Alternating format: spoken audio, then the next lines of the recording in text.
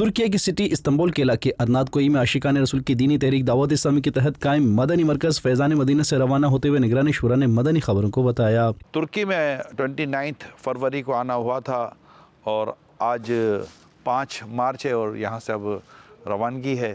مزار شریف پر حاضر دوں گا اور یہ سمجھے کہ الوداعی حاضری ہے اور اس کے بعد انشاءاللہ روانگی کا سلسلہ ہوگا۔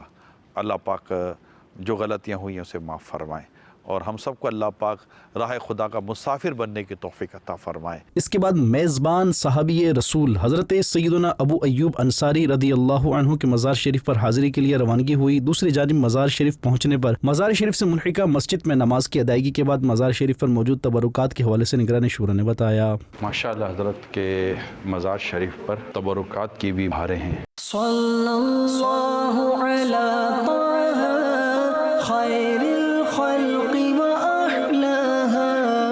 دل کرو ٹھنڈا میرا وہ کفے پا چاند سا، سینے پہ رکھ دو ذرا تم پہ کرو رو درست۔ یہ کچھ تبرکات ہیں جو حضرت سیدنا ابو ایوب انصاری رضی اللہ تعالیٰ عنہ کے مزار شریف پر جلوہ فرما ہیں، اور اب ہم انشاءاللہ حضرت سیدنا ابو ایوب انصاری رضی اللہ تعالیٰ عنہ کی بارگاہ میں حاضر ہوں گے انشاءاللہ۔ اور پھر میزبان صحابی رسول حضرت سیدنا ابو ایوب انصاری رضی اللہ عنہ کے مزار شریف پر نگران شورا مولانا محمد عمران عطاری نے ذمہ داران اور مبلغین دعوت اسلامی کے ہمراہ الوداعی حاضری دی اور فاتحہ خوانی اور دعا کا سلسلہ ہوا۔ ہماری حاضری اپنی بارگاہ میں قبول فرما۔